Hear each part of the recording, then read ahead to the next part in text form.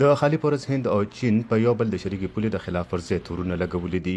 که هر څه د جمعې په ورځ د هند وزیر اعظم نریندرا مودي د تاوتریخوالي د کمولو هڅه کړې، خو د خالي پورز حکومت یې په یو بیان کې تور لګولې چې چین لاین اف اکچوال کنټرول یا LAC پر خپل غاړه ځینې ودانۍ جوړولې او د پرلپسې د هند د غوښتنو باوجود یې په دې کار نه ودرولو. هند په بیان کې ویلي چې هیڅ چاته به هم د لانجمنې پولې حیثیت بدلولو اجازه ورنکړي.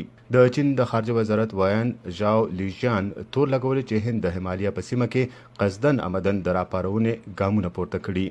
پرلپسې په خپل ټویټس کې ژاو ویلي چې ګالون علاقه د LAC یا پولې د چین اړخ ته پرته ده او دا چې د اپریل د میاشتې راهیسې هند په سیمه کې په خپل اندې په سړکونو، پلونو او نورو مرکزونو جوړولو کار پیل کړی.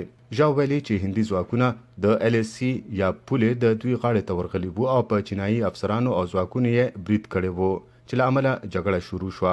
چین تر اوسه د خپلو ځواکونو د مرګ شوبلې شمیره نه ده شریکه کړې.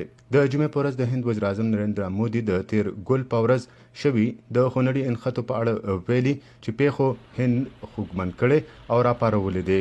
مودي زیاته کړې وه چې پوست ته یې د مناسب ګامونو پورته کولو اختیار ورکړی، خو زیاته کړې چې چین ته یې د سفارتي لارو چارو هم ښکاره پیغام ورکړی.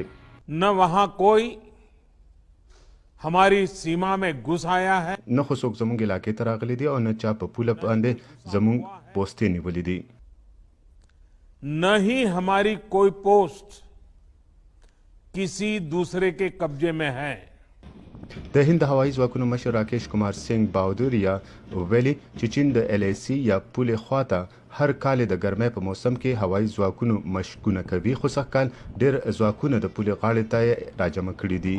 We are aware of the full situation, be it LAC, be it موږ د حالاتو خبر یو، که تر د LAC وي او که د LAC نه ور اخوا وي، که ټول هوایي ځواکونه چمتو کول وي. موږ د هغوی د هلو ځلو او د ځواکونو د پرځای کولو نه پوره باخبر یو او د داسې قسمه ځواکونو د پرځای کولو په صورت کې د څه قسمه ناګهاني حالاتو لپاره موږ ټول مناسب ګامونه پورته کړي دي.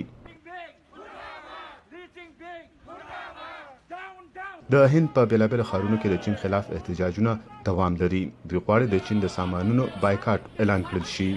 عبدالرحمن هم مظاهرې ته راوتلی دی. हर हिंदुस्तानी अपने वतन से मोहब्बत करना जानता है. هر هندي وګړي ته د خپل هیواد سره د مینې پته ده. موږ د خپل ملک لپاره مرګ ته تیار یو، خو موږ به هرگز چین ته د ملک یو انچ علاقه هم ورنکړو. د ارت ایمیجنګ کمپنی پلانټ لیبس لخوا د سیارې نه اخیستل شوي عکسونو کې ښکاري چې د LAC دواړو خواو ته ودانۍ کیږي او د ګاډو حرکت هم لیدل شوی، خو ویل کیږي د چین خواته زیات دی. لکه سړکونه پراخولی شي او په سیندونو د پلونو لپاره هلې ځلې هم جاري دي. د چین د خارجه وزارت وایان په دې اړه د پوښتنې په جواب کې ویلي چې دی ناخبره دی. د چین او هند ترمنځ 4056 کیلومتره دا اوږده پوله د واورو د دشتونو، سیندونو او د ځنګلونو نه د ډک غرونو نه تیریږي. دا علاقه باراني ده او د انساني ژوند لپاره ګرانه سیمه ده.